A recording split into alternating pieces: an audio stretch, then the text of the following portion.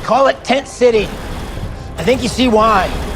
Hi guys, welcome back. The biobeds from Star Trek are an essential component of Starfleet medical and include a number of features intended to assure the crew's health and well-being. The biobeds utilized by Starfleet are a crucial piece of medical equipment in the sickbays of Star Trek, but how do they function? Star Trek, Strange New Worlds Season 2, Episode 8, Under the Cloak of War, had a crucial scene with a faulty biobed, although they've been around since the beginning of the series. The biobeds are essentially futuristic medical beds that are used on Starfleet ships and starbases for a variety of tasks. Although medicine in the 23rd to 25th centuries is sophisticated, there are constantly new illnesses to deal with in the ultimate frontier. In order to ensure the health and welfare of their crew, the biobeds are useful for each of Star Trek's physicians. The biobeds have several applications across the Star Trek franchise, despite the fact that they just resemble regular hospital beds in real life with fancy sci-fi scanners and beeping lights. Over the course of more than 50 years, Star Trek's biobeds have helped pioneer innovative new procedures, stop Borg assimilation, and even save the life of Captain Jonathan Archer's pet beagle, Porthos. In Star Trek medicine, what are biobeds? Alexander, Worf's kid, is consoled in the sickbay by ethics. In Star Trek, biobeds are employed for a number of medicinal uses. They are primarily employed for diagnostic purposes by the chief medical officer of each ship, typically following a disastrous away mission or in cases when a crew member is afflicted with an unidentified illness. The majority of biobeds are equipped with scanners and sensors to facilitate these exams. However, many medical professionals choose to employ tricorders instead to provide a precise diagnosis. Alternatively, when evaluating patients on the biobeds from Star Trek, the original series, Dr. Leonard Bones McCoy frequently preferred to rely on his own eyes.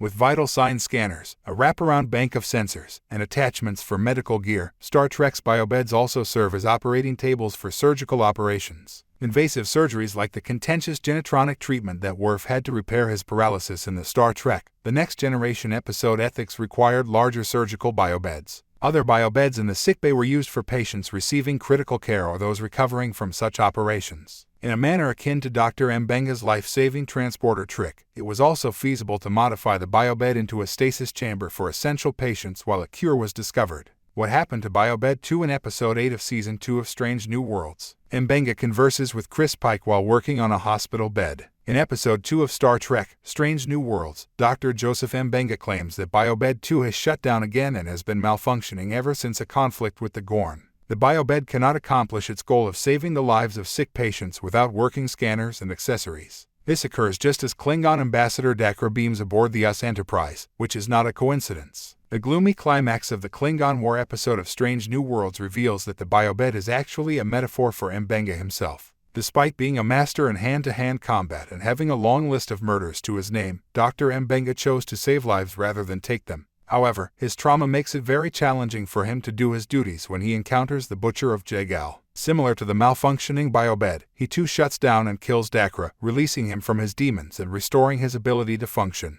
It's implied that after he gets Biobed 2 working again, he will eventually have to embrace his evil side once more, demonstrating that Star Trek's biobeds can't fully expose everything about how the human mind functions. Thanks for watching.